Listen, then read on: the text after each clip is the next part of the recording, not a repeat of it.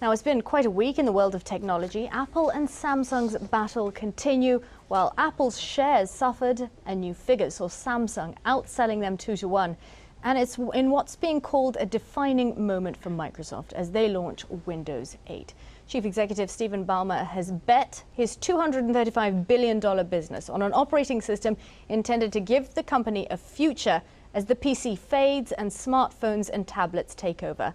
At a launch event in New York, he promised a reimagined software experience that shatters perceptions of what a PC really is.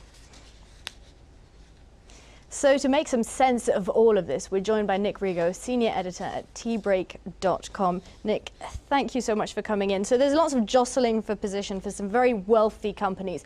What exactly is at stake?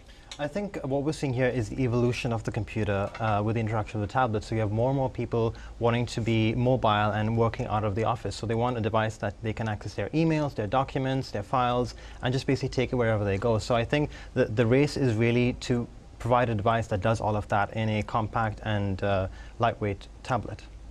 Haven't they already done that?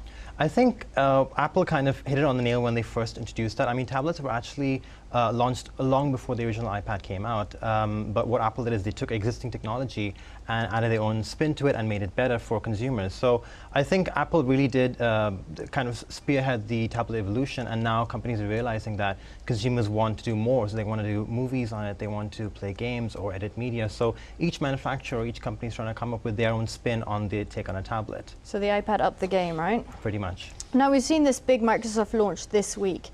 Is it as important for the company as some analysts are saying it is? I think it's been a long time coming. Microsoft have definitely upped their game with the introduction of the Surface tablet. There is still a little bit of uncertainty about whether consumers will be able to adopt it as easily as other tablets have been introduced into the market because of the somewhat steep learning curve of the OS. But I think it's a bold move for Microsoft. I think it's something that we'll be looking for in the next couple of months to the next year to see how the OS and how the tablet itself will evolve from what Microsoft introduces this week. Okay, so the tablet market is growing. We have the iPad, the Galaxy, the Kindle, and Microsoft Surface. Yeah. Who is winning? That is so hard to say because I would, you know, if you'd asked me a couple of months ago, I'd have said, oh, it would definitely be Apple because they've got the iPad and the iPad 2 and the new iPad and one recently announced the iPad mini. But I think what we're seeing now is their market share slowly being nibbled away by the likes of Android.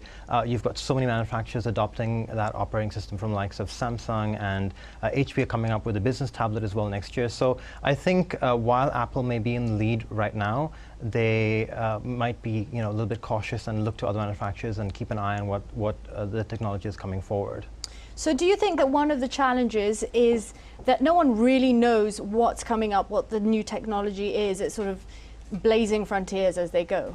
I think the problem with technology is because it moves so fast, something that you release today will be outdated, you know, a couple of months later on.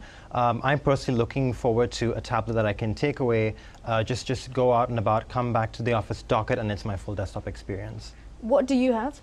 I've got an iPad 2, an Android tablet, and a BlackBerry. So I've got every multi-tier device. And how often do you upgrade? I try and resist until it breaks or it's deemed necessary. So I'm not one of those that'll queue up till 4 in the morning to buy the next available thing. Okay. Nick Rego, thank you so much from tbreak.com. Thank you so much for coming in and breaking it down for us. Thank you.